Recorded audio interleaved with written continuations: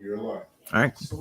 What's up, everybody? Ace the Outsider here with the Wakanda Alliance. We're switching things up this Saturday. We got a couple special guests lined up for you who are going to have some awesome presentations to share. The first up is my man, Ryan Howze. He is a professor in training, master in training, master at work right here.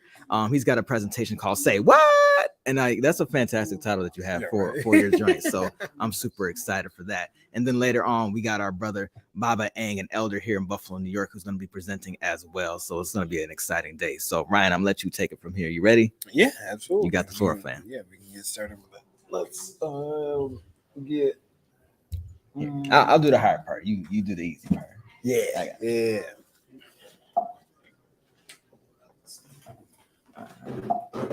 Presentation. There we go. All right, so yeah, this is Say What History is. It's a show where we talk about Black history. I talk about some people that you know, some people that you don't know, and some events so crazy in history that'll make you say what. So let me. Bam. All right. So most of what history is, all of what history is stories. And what I like to do is try to tell stories about parts of Black history that we don't really learn about in order to be able to teach you guys a lot of different lessons that we don't get a chance to talk to. So today we're going to have a couple of themes: leadership, determination, and perseverance. We're going to look at 4 different people throughout history that achieved leadership, great leadership. They had great determination, and they had perseverance to push through the circumstances that they were in order to achieve great things. Next slide. So every great story starts off with a cast, and like I said earlier, we're going to have 4 different people. So the first person that we're going to start with is Onesimus. So Onesimus was an enslaved man back in the 1700s who was able to introduce to the Boston area, he introduced the concept of inoculation. And I'll explain that more in just a little bit when we talk about him in a little bit more detail. But it helped create the smallpox vaccine. You can go to the next one. Robert Smalls, he stole a Confederate ship during the middle of the Civil War and was able to bring that ship all the way to Union lines during the Civil War. And because of him, it was Abraham Lincoln saw the value of the enslaved and was able to make his famous proclamation that freed the enslaved people at the times, because he knew that the enslaved at the time were willing to fight for their freedom. So he wanted to give them a little bit of extra boost to doing that. And that came from the stories of Robert Smalls. We need a movie on that one. Right, yes. Yeah, we do need a movie of Robert Smalls. Next, somebody else that I think that we should make a movie of. There's a bunch of movies of her, but I want a movie based off of her time during World War II, because Josephine Baker was not only an amazing actress, dancer, singer, performer, world renowned, especially within France and in Paris specifically, but she was one of the best spies for the French intelligence during World War II. And that's a part of her story that a lot of people don't know or don't talk about, but we're going to talk about that today too. Next is Wilma Rudolph, was the first American to win 3 gold medals in track and field and a single Olympics. And when Wilma shortly after Wilma was born, she developed polio and she actually couldn't walk as a child. And there's an interesting part to what that is, but we can get started. Next slide. So we have to open our big book of stories, and we're going to start off in Boston in the 1700s. So you can... Boston in the 1700s was being ravaged by the smallpox virus. So it was about 1 in 7 people who were getting smallpox were dying. And we just lived through a world pandemic. We understand what it's like to be worried about even going outside, interacting with people. And that's what Boston was dealing with at that time. Enter Onesimus. He's our hero of this story, and he came up with the idea of inoculation, but it wasn't brand new to him or the enslaved that were with him at the time. Onesimus was using something that in West Africa we had been using for thousands of years. This was a normal, common practice that happened. And what transpired was that Onesimus was kind of the mouthpiece for the rest of the enslaved. So he gets a little bit of the credit, but all of the enslaved at the time were doing this. And Cotton Mathers was an enslaver, a preacher, and an advocate for trying to figure out what to do about smallpox. And he realized that a lot of the enslaved that were under him and in the surrounding area weren't getting sick like everybody else was getting sick. You can go to the next slide. So this is Cotton Mather. They were having an incredible time trying to figure out what to do about smallpox. And Cotton Mather realized this trend that the enslaved weren't getting sick. So he inquired and he said, how come you're not getting smallpox? What's happening? And they said, we are getting smallpox because everybody's getting smallpox. Right. And he goes, well, how are they getting smallpox and nothing is happening to them? Like how is that working? So they describe what inoculation is, and that's what is on this next picture. So the guy's name was Cotton Mather. I thought it was a title this whole time, but his name is Cotton Mather. I thought maybe he added up the cotton. No, a title. His name is Cotton Mather. Yeah, the man's name is Cotton Mather. All right. So inoculation, which is gross. Inoculation is super gross. It's a really gross way to do it. Yeah. But the concept ended up leading to the creation of the smallpox vaccine. So what they would do is for a healthy person who did not have the disease, what they would do is they would make like a small incision, and then somebody that did, you can be my stand-in for someone who did. Somebody who did have it, what they would do is all the sores that you would get from smallpox, they would take some of the excretion or discharge from the sore, like pus, and they would push it into a small wound and then wrap that wound up. And what would happen is the person would get sick, but they wouldn't get as sick as they usually would. And then they would develop natural antibodies to the virus, and then they would be able to continue on not getting sick. This sparked the idea of a vaccine. The concept wasn't something that they had even really thought about, other than in theory, this should be something that can happen. You get sick, but they were trying to figure out a way to get people to not immediately die. And because of this, using inoculation, it brought in the Boston area, it brought the death rate from 1 in 7 to 1 in 40. Wow. So a vast majority of people who were still getting it were able to be healthy. And that's because of West African techniques brought here by the enslaved. I was gonna say there's gotta be like an easier way of doing inoculation by now. I mean, by now definitely, but vaccine. That's so. It was only I believe it was about 20 years later, less than 20 years later, they developed the vaccine to the degree that we know it right now, and smallpox is not a problem because of this vaccine, and it leads directly back to a group of enslaved that taught a group of white enslavers how to heal themselves. Gotcha. Super interesting. All right, cool. Moving on. Gotta open the big book of stories. And our next story brings us to Charleston, South Carolina, 1860s. And we are talking about Robert Smalls. Robert Smalls stole a ship. And that's eventually where we get. Yes, that's the story. Yeah. You can go to the next part. He stole this ship, the Planter. So Robert Smalls was also an enslaved man. And what he wanted to do, this was a long-lasting plan that he had developed for a very long time.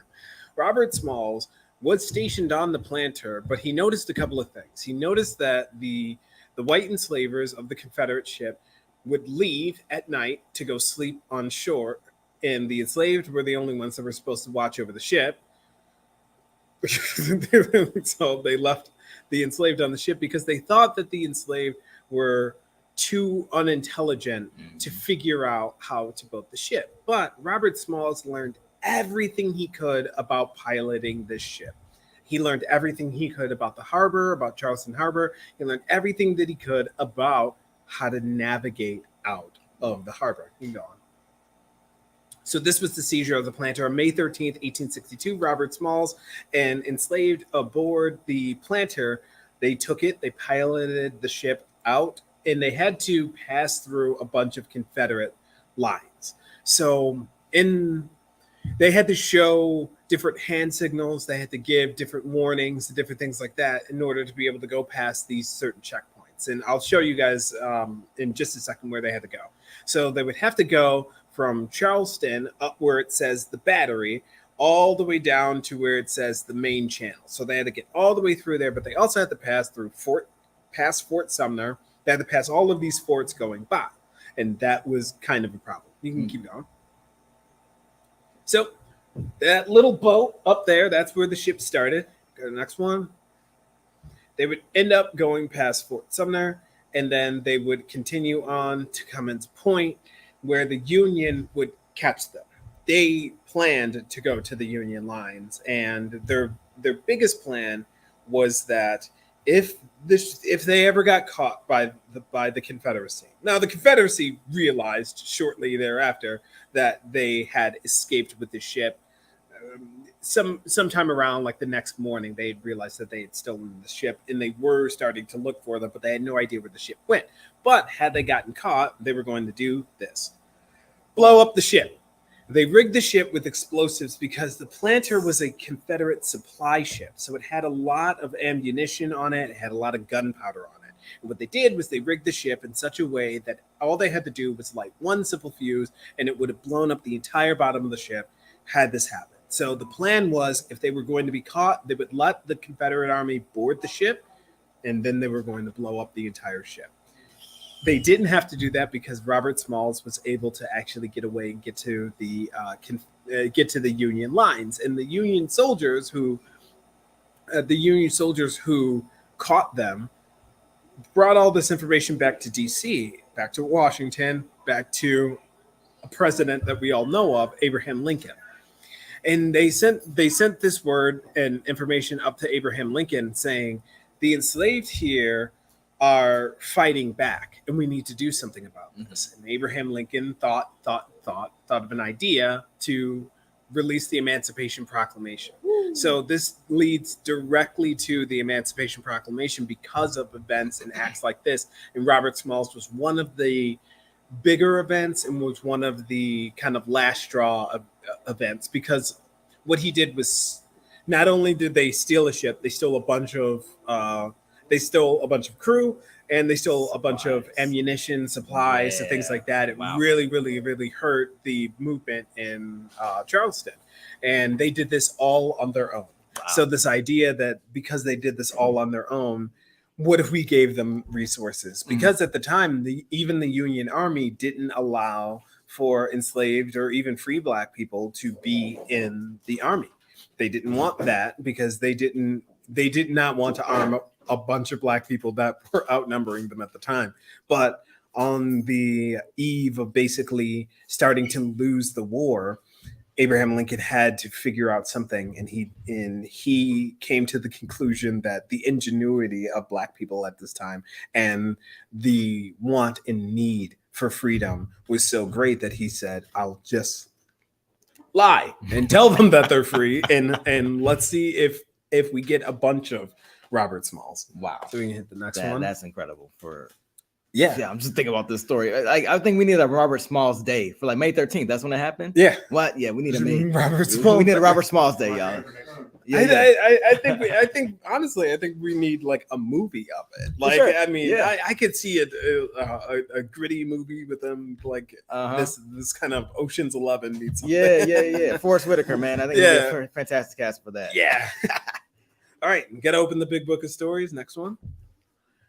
And now we are in Paris, France. But at the time that we're in Paris, France, it doesn't exactly look like this. It looks something more like this, because we are in France in the 1940s. Uh-oh. Keep going. Because in France in the 1940s, it's occupied by the Nazi army, at least half the country at this point, and especially Paris. But because the Nazi Party was so cocky about and so sure of themselves with being able to have dominance, what they did was they allowed a lot of the Parisian kind of oligarchs and sort of high class to remain in power and where they were. And now that enters Josephine Baker. So Josephine Baker was a singer, dancer, actress. She did everything, and she was really amazing at it. And she was very, very, very popular in Paris. She had to go there because she went there originally just on tour, but realized that there was a overwhelming burlesque scene that was there that was really kind of growing, and America was one, not, they did not want to see a black woman on stage, and two, they didn't want to see the way that she danced on stage. And let's look at the way that she danced.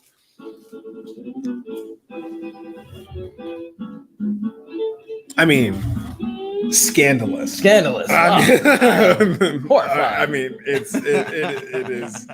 This is. Yeah, this is in the 1940s, so they ain't even seen the leaning rock. They ain't seen the Cabbage Patch or nothing. Yeah. They all they had was a twist, and here she go. That's right. She's dancing too much, and this kind of thing would have incredibly offended American sensibilities. You can go on to the next slide. This would have incredibly offended American sensibilities. They would not have wanted to see a black woman on stage. They wouldn't have wanted to see the orchestra being all white musicians sharing the stage with her. That would have been a complete no-no. So much so that she came and toured back in America again. The New York Times wrote a review saying it was a lot of racist things about her, and she basically vowed that she would not come back to America to show to perform, to be an entertainer for performance. She would eventually come back in the 1960s to support the civil rights movement. Like she was present at the March on Washington for Freedom and Jobs. She was there as well. So she looked like the person on the left because of the person on the right. So what she would do is she would go through. She was a musician and an actress that would get invited to a lot of these parties with diplomats, and because there was some sort of diplomacy, or there was some sort of kind of pomp and circumstance surrounding the activities of the Nazi Party. They always had these kind of diplomatic events and things like that, and they would bring starlets, actresses, performers, and things like that. So what she would do is she would come and she would have her music, but she was always still the spy that was on her passport. But she would bring this music, and she did like real spy stuff. She had invisible ink that she would write on her arms and on her legs, and she would write down notes, and she would put them under her dress so that people wouldn't find them. Wow. And she would also write in invisible ink on the back of music. So whenever she got stopped at customs or things like that, and they checked her, at any checkpoint, she would always make it through because she just had sheet music because she was a musician.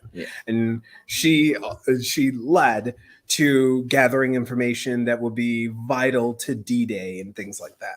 And it's a part of her history. We learn about her civil rights activism. We learn about a lot of her acting career and her music and all of that. But we don't learn about the fact that for many years, she used her ability as an actress to be a spy during World War II. Yeah. See, and they said that 007 can't be a black woman. It was. 007 was a black woman. All right, you can hit the next one, because we have to open the big book of stories again.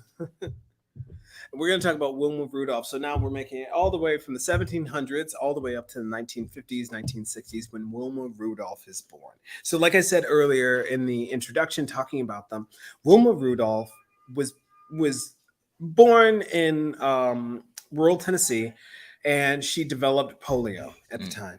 And she actually had to live in a brace. I'll show you the brace in just a second. This was how she had to live. She couldn't walk without this brace. She was not able to really bend her knees and things like that. She kind of, she would walk with like a limp and all that. But her mother stayed focused on the goal of getting her to walk. That was always the goal, was to at least get her to walk on her own.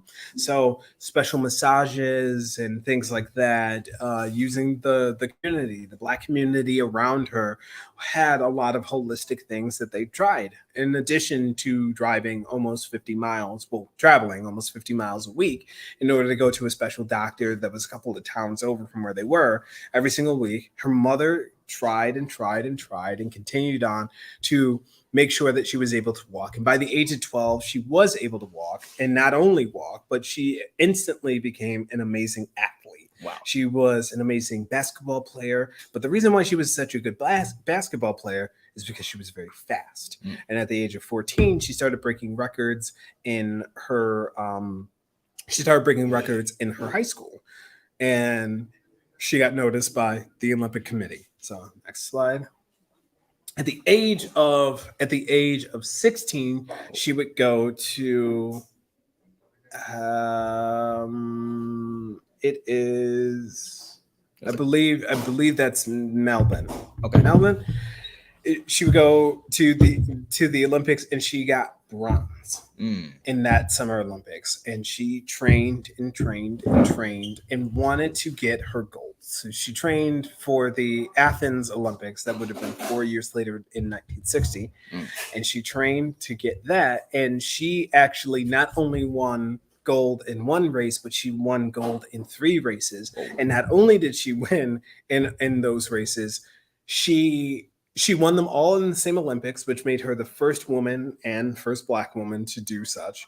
First person to do such, to be completely clear. Whoa. She was the first person to ever do that in the Olympics, win 3 gold in track and field at the time. But in order to do all of that, she also broke world records and was the fastest woman alive. So next slide. So this is her with her 3 gold medals. Flex. And Big flex. yeah, right. Put that on my Wheaties box. That's what I want to look at in the morning. And let's see the race. And the fun thing about showing this video is because of how fast she ran, it's not a long video. Yeah. Good one. 56 was the Melbourne Olympics, and 60 was in Rome. Gotcha.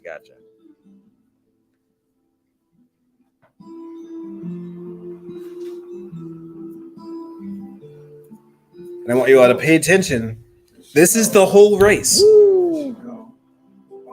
That's it. It's over. Yeah, they were not 11 seconds. 11 seconds, Woo. and she was instantly thrust into being the fastest woman in the world. And I'm pretty sure she still holds that record, because every couple of years the Olympics sort of updates these videos and stuff and talks about things. But this is a video from the Olympic Committee, the International Olympic Committee, still celebrating Wilma Rudolph to this day. Right. So next slide.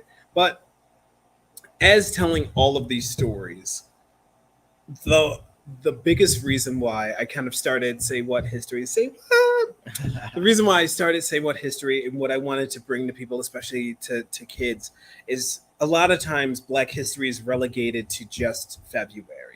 And we only talk about it then, and that's the only time that your teachers talk about it, and we all color in the same picture of Martin Luther King Jr.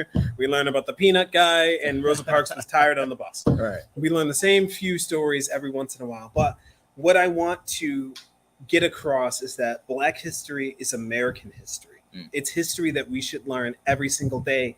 Asking your teachers to teach it every single day isn't special treatment, because it's also their history. They just don't like to talk about it that much. Yeah. A lot of pivotal moments that happened that changed the course of time, changed the course of our country, of our nation, because of what Black people have always been doing. Right. And There's so many stories that are just like those 4 where you don't we never talk about it, and you don't know that, oh, that was created because of black people, or a black inventor, a black creator created that. If you get a blood transfusion, if you stop at a stop sign, or if you stop at a stoplight, if you use a light bulb, right? Everyday things that we come across. Yeah, all those things, like we associate, that it was Edison that created the bulb that we use right now, but Edison couldn't ever figure out how to actually get the filament to not explode, and it was a black man that figured out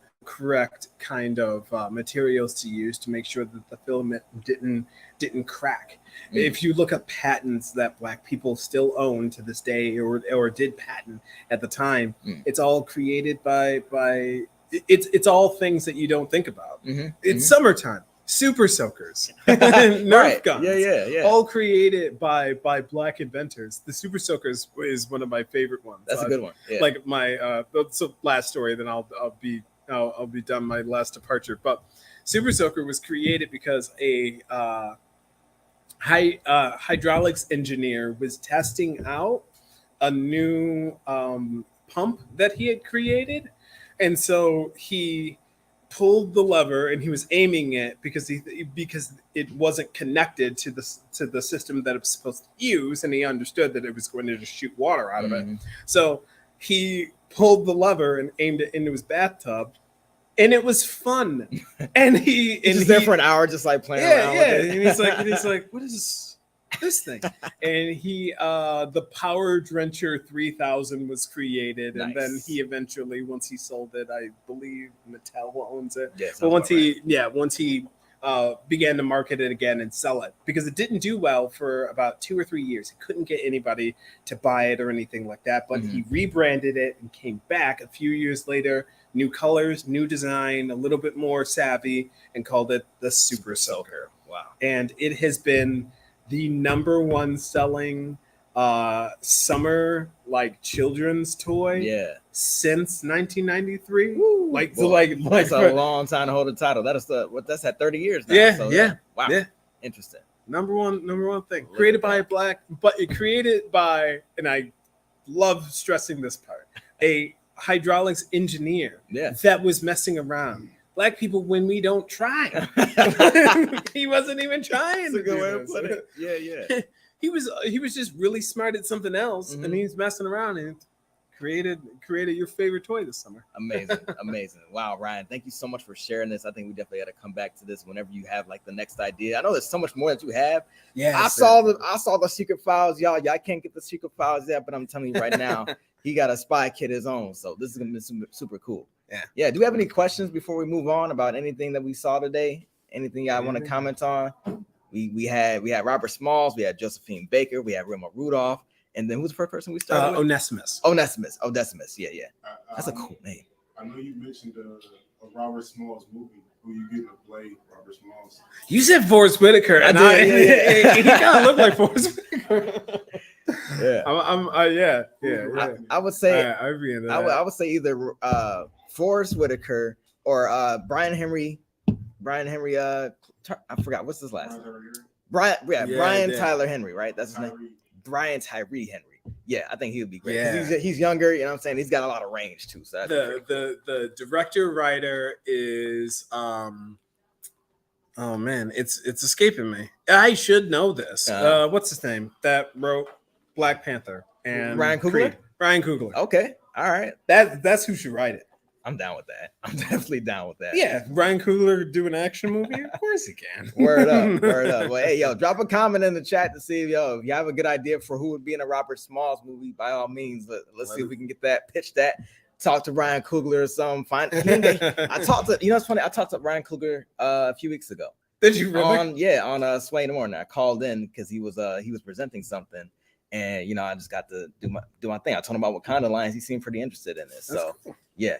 We keep on that. Yeah, I'm gonna keep on it. Cool. Well, thanks again, Ryan. All right, thank you. All right, we're gonna switch to our next guest. So give us a moment as we switch up. Thank you again, Ryan. We've got another legend, an elder here in the city of Buffalo. A lot of great things from this brother right here.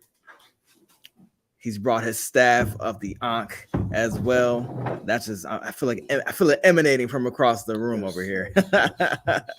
So we got Baba Ang. It's a pleasure to have you here again today, sir. Pleasure, my honor to be here, bro. As always. So he's no stranger to the Wakanda Alliance or the Galactic Tribe, and he has a lot of great things to share with us today. Okay, so I'd like to segue from where the brother was talking about in terms of our history. Yes, sir. Right? Our history is our story. Right? Yeah. And our story is our life. And we have to examine the why we were not taught to present all of the facts of our story all the way back from the beginning of time. So just for information's purpose, I'd like to begin in Africa. Africa being the second largest continent on the planet. And one of the facts that we don't often think about is that there are 53 countries in Africa. The United States could actually fit into Africa almost 3 times. Sure can.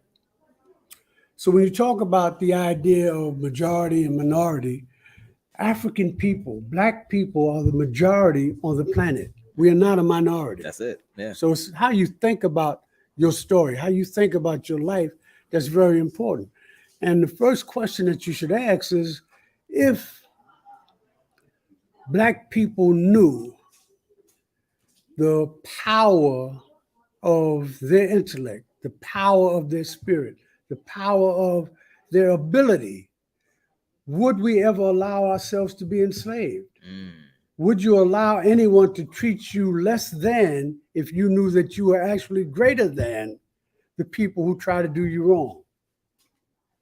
So the fact that they don't teach our history in schools, and today there are actually laws being created and pushed all over the country to stop the teaching of Black history in the classroom, because they don't want our children to know how great we are. We did not begin in chains. Our history does not begin in chains in America. Before we were brought forcibly to America, we had a long history that goes back thousands of years in Africa.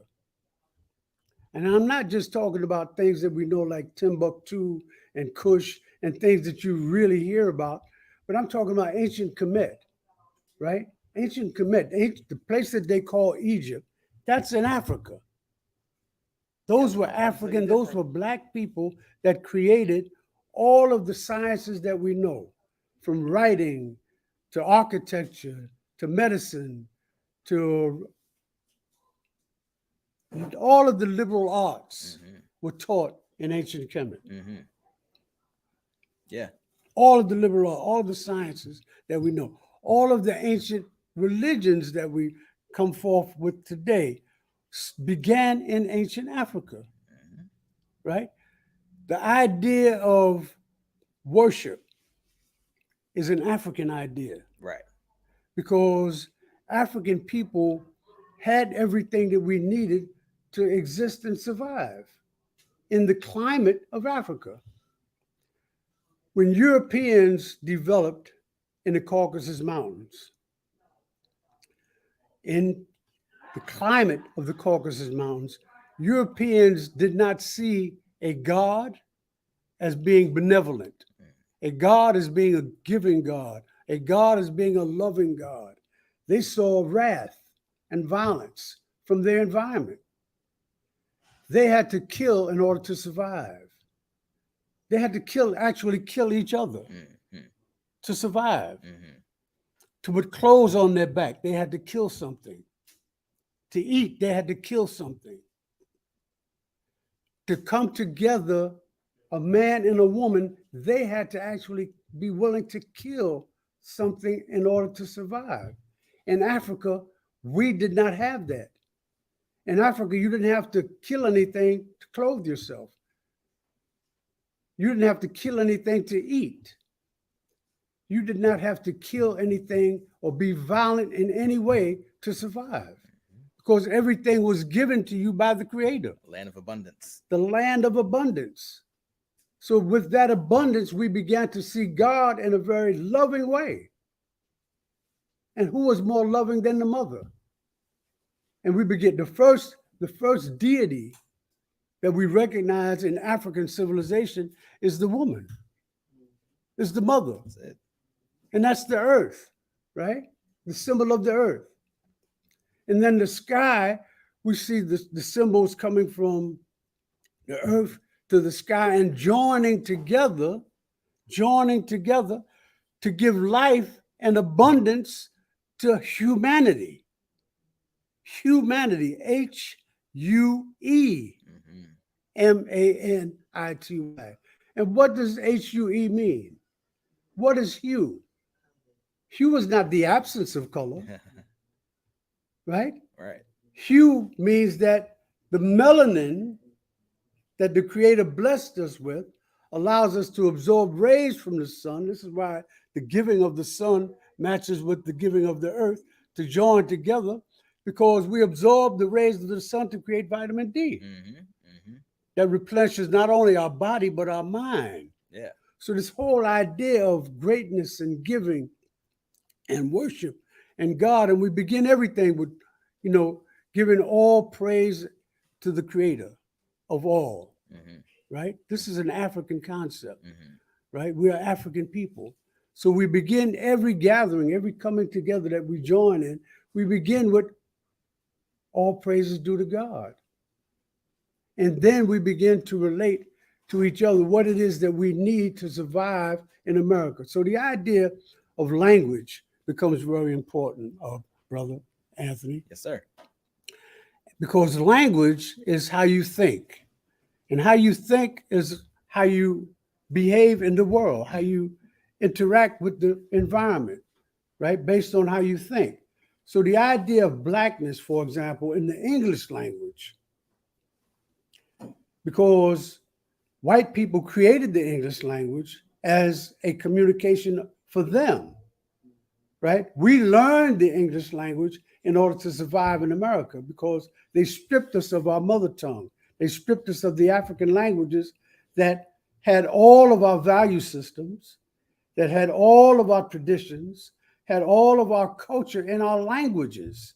This is why it was important for them to strip us of our language and force us to speak their language. Because in their language, the idea of blackness is not good. If you read the dictionary, this is why Malcolm, we have to give so much honor to Malik El-Hajj Shabazz, Malcolm X, known as Malcolm X, because he taught us about the English language and about the importance of language and knowing how to use it for our benefit, right? Blackness is actually, in our culture, the equivalent of divinity. In the English language, blackness is something inferior, blackness is something wrong, blackness is something less than. In the ancient African languages, blackness is divinity. Blackness is righteousness. Blackness is all that is good in the world and in the heavens. So when we change the way that we think, we change the language in our minds because we talk to ourselves growing up, right? Sure do. Don't you talk to yourself? Often. I mean, when your parents are talking to you, there are other thoughts going on in your mind and you're actually talking to yourself. All right. So we have to form those thoughts in a righteous way. We have to give our youngsters the ability to talk to themselves in a positive way because they have to see themselves in a positive way. See their blackness as good. See their blackness as connected to what's divine, to God. Because we know for a fact that God created humanity, that God blew the spirit of the divine into all human beings, and that we are the mothers and fathers of civilization. And if we understand those ideas, those just basic ideas, the why we are where we are, the why the conditions that we survive in were created to cause us to think and behave in a certain way. And if we can think ourselves out of that, if we can think our ways into using education in order to better our condition, to better our lives for ourselves and our families, because in African construct, self is not just the person, but self is the family. And the family is the community. And the community is the first building block of a nation. So we actually have a nation of Black people here in America that has the ability to do and be what a nation is and does. A nation has security. A nation has future goals and aspirations, right? Yes, sir. A nation protects its own. A nation takes care of its people, right? Right, sir. These are ideas and concepts that we have to make sure that our young people embrace. Because if our young people embrace it, we know that we have a future, not only in America, but in the world. Because for 400 or more years, since the first Africans were torn out of Africa, and during the Ma'afa, the brother talked about the idea that more than 100 million Africans were torn out of Africa during the transatlantic slave trade. But only 15 million ever reached shore. Ever reached shore in North America and South America, mostly. So 85 million African people were killed during the transatlantic slave trade, either fighting back or jumping overboard rather than to be enslaved. So we have to think about that and honor their memory by moving forward to secure ourselves in this world and in our homeland, right? Because since they tore us out of Africa, they have exploited the resources in Africa for over 400 years, and it's still the richest continent on the planet. But still, European nations are extracting the natural resources, the gold, the diamonds, the bauxite, the zinc, all of the ore that makes the world function with technology today comes out of Africa. And it's exploited to everybody's benefit but African people. Right. And we in America have the education, we have the wealth that the brother talked about at the Ma'afa. Yes, I remember. Trillions of dollars of wealth Trillions. that Africans in America have. If we pooled our money, if we pooled our intelligence, if we pooled our human resources, we could reclaim our natural birthright.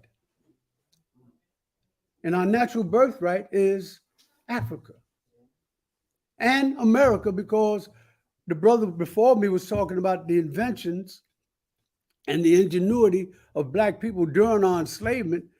Brother, you talk about the idea of Carver, peanuts. He invented over 300 inventions that we use today. And he's just one out of thousands of Black people who, out of their ingenuity during enslavement, during our captivity, was still creating those things to give us ease in the environment. And this is what God tells us in all scriptures, that he will provide ease for us as long as we worship and join together. That's it. In righteousness. Yes, that point. Yeah. So, I mean, these are just basic ideas. It's not a list or a lecture that I'm trying to present to our young people and to our community, but it's just basic ideas of how we think about who we are in the world. Right. That's so important. Yeah. And with so many opportunities that we have now in this time that we're in, where we're able to exchange information, like everything you just said could be looked up within seconds. If every young Black person was given those simple guidelines, that simple identity as a young person, they're growing up knowing all the stuff, and they're building on that. They're building on it, and they're spreading it to the next person. Because with greatness comes responsibility. That's it. Yep. Right? Y'all learned that from Spider-Man. That's right. But in Africa, we knew that. We That's absolutely right. knew that. Yes, sir. Absolutely. Mhm. Absolutely. And these are concepts that we have to remind ourselves constantly, because the people who enslaved us,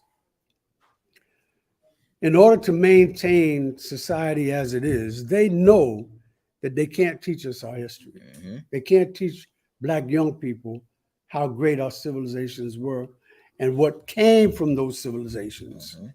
Mhm. What is being used by nations all over the world today that actually came from us, came from Black people, came from African civilization. Mhm. If they knew that, then they would take their rightful place in the world. And this is, look, the duty and responsibility of the civilized person is to civilize the others.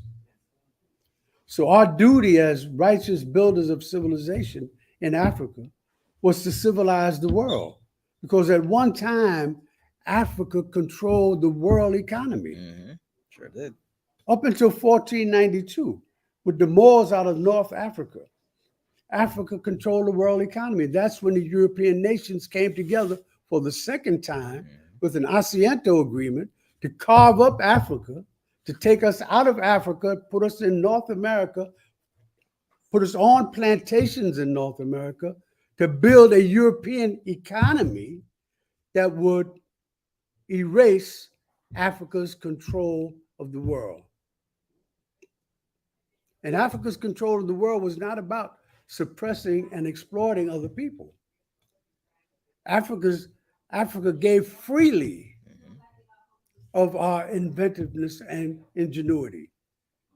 If you look at the development in Spain, in Portugal, in France, you talked about France earlier where Josephine Baker made her mark. Before that, the Moors were in France. The Moors were in Portugal. The Moors were in Spain, building and inventing and giving civilization and technology to the world. And Europeans know this history. This is why they keep it from us and from our children. And we have to make sure that we fight back against all of these laws about the teaching of critical race theory, because critical race theory is our history. That's our story. That's our story. And it must be taught. And it's not about making someone feel guilty or putting someone else down.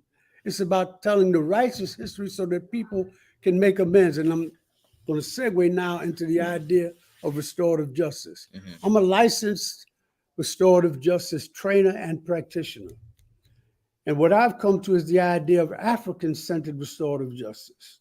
And what is restorative justice? Restorative justice is the way that people come together to solve the issues and to plan the future.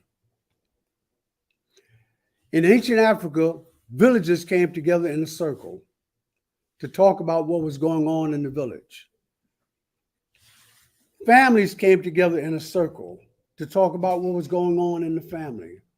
If there were problems in the family, there was a methodology that was used with respect and love and care so that people could communicate whatever it is that was bothering them in a way that allowed others to resolve those issues.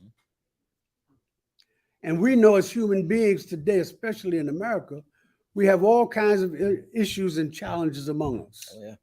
And one of the ways to resolve that is by joining together and talking about those issues and challenges in a respectful, dignified way that allows everybody's voice to be heard and everybody to be listened to and everybody to be seen. Because when you're sitting in a circle and you have no barriers between you, you can see the reality of someone else's story. Right. You can see the reality of someone else's beingness. You can see what we call their vibe, the truth or falsehood of their vibe. You can see and feel that in the circle. And the reason why I've adopted the idea of African-centered restorative justice is because this concept comes from Africa. Although Europeans would rather give it to the indigenous folks because they don't identify the indigenous folks in America as being black, Mhm. when in fact they were. We know that the first indigenous folks in America came from Africa across the Bering Straits. Mhm. One method. One. Yeah. That was just one. Mhm. But they came through other means as well, because Absolutely. ships came out of East Africa and out of ancient Kemet to North America and South America in ancient times. And we see the evidence of that in the pyramids today, where they have ships. Mhm. And not only ships, but they have gliders that show the ability of the ancient Kemites to actually fly. All right, so this idea of Africans flying back to Africa, and we have some of the hymns from the plantations Mhm. where brothers and sisters were actually singing about flying back to Africa, Mm. because those concepts was in their DNA. Right. Those ideas was in their DNA, and they wanted to escape the horror of our enslavement. So I'm just presenting these just basic tidbits of our history and our ideas, our story, so that you can begin to research them yourselves. Like Brother Ant said, you can just go online, and it's at your fingertips That's all right you gotta now, do. Yeah. where you can find out the truth or falsehood of our story. And then the responsibility of sharing with the next And person. you have to share it with the others. Mhm. All right? Our youngsters have to share with each other. They have to join together. They're not enemies.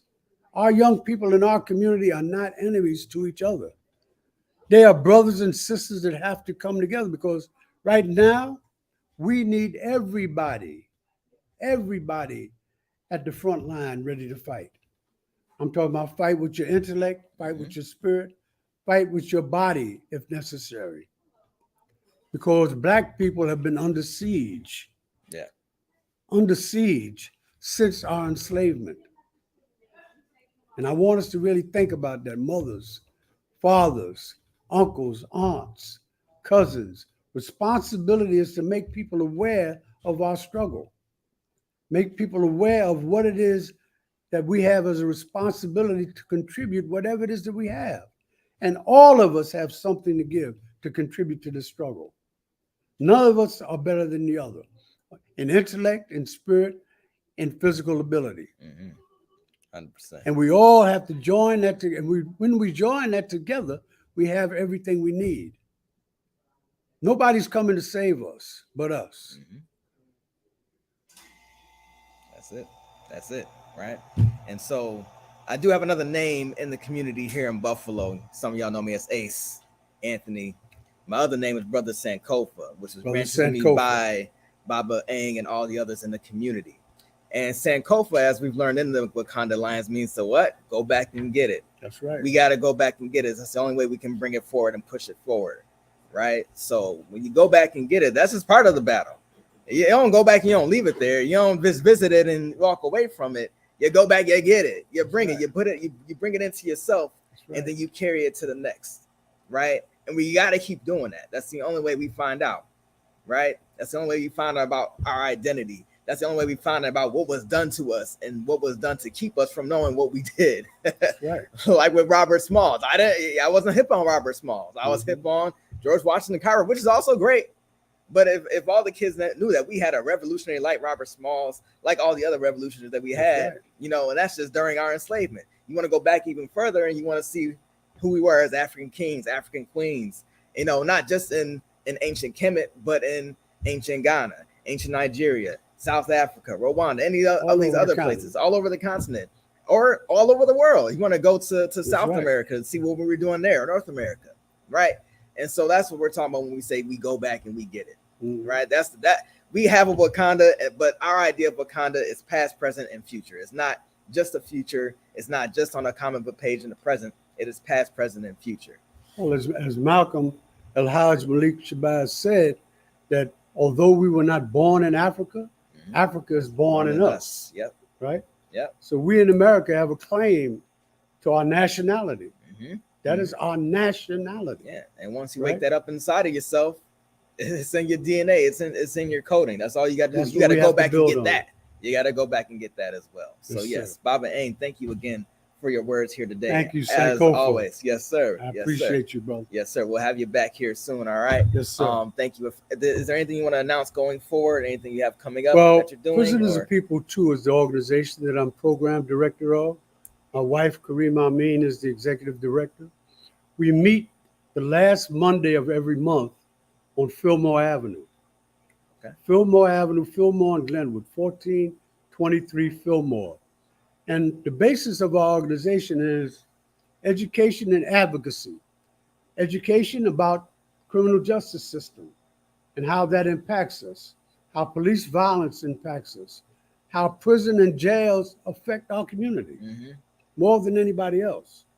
And right now, the sheriff here in Buffalo and Erie County is trying to use $250 million of our taxpayer money to build a new jail. Mm. And the holding center downtown has been a problem in Erie County for the last 30 years. Over 40 to 50 deaths have occurred. Brutality occurs every day. Racism is flaunted by deputies and guards and administrators there. Mhm. So that's what we're going to be talking about. No new jail. Right. All right. And organizations have joined with us in this initiative, in this protest. We say that $250 million can be used by services in our community Mhm. to stop people from going to jail, Yeah. to give them services before they have an episode or crisis that makes them do something that would get them arrested to go to jail in the first place. Mhm. So we're going to be talking about that Monday night, Gotcha. So that's Again. last Monday. Okay. So every All right. last Monday of the month. every last Monday of the month. Got it. All right. We're at 1423 Fillmore Avenue. All right. And we encourage everybody to come out, and because this is our community, Mhm. this is our money. That's it. These are our people that they're talking about. Look, and if they build a new jail with 1,500 new beds, who do you think is going to fill that jail? Us. Black and brown people and poor whites, Mhm. mostly. Mhm. So rather than that, let's come together and talk about what we need instead of that. Thank you very much for having me here, brother. Yes, sir. I appreciate what you're doing. Yeah. Right on. All right. You're touching our youth, you're touching our families, you're touching our community. And that's what we need more of. Yes, sir. Yes, sir. I can think of a lot of different things to do with that $250 million. Yes, sir. Yes, sir. So Peace. yes, peace, Ashe. Yes, so that's been the Wakanda Alliance today. Thank you for enjoying this moment. We switched things up a little bit. Yeah, we got a lot of different things coming up. Our next event is going to be July 22nd. We're taking the first session Saturday off in July. We'll be back on the 22nd. But if you're still watching today, if you got some time today, there is a benefit for our friend Genesis. You want to hand me the flyer right there, please? I probably have one close to me. Thank you, sir. Well, Genesis, our super musician friend, we're doing a benefit for him. He is diagnosed with lupus, and he's trying to get to the Usha village so he can get some healing. So please step up to his fundraiser at Milky's tonight, 8 p.m. Other than that, y'all, sign up for the newsletter. Find out more about the Wakanda Alliance at www.thegalactictribe.org. We're gonna have some activities for y'all in the future. We got more coming up. We got our sneaker drive coming up in August 26th. All right, so we're gonna have some drop-off centers at multiple locations. So please sign up for the newsletter and find out more about that. Keep that going. We're gonna be collecting lightly used shoes and new socks. Not the dirty socks with the hole in them. Please do not do that. We'll turn it away. We'll probably throw it back in your face. Do not do that. All right, we're collecting lightly used sneakers and new socks. Stay tuned for the drop-off centers. Also, donate to our program. You can hit the link in our bio to keep these things going so we can bring in special guests, so we can get more people to build our volunteer team. If you want to volunteer, same thing. Go to the link in our bio or go to thegalactictribe.org. So until then, Wakanda forever. We'll see you soon. Peace.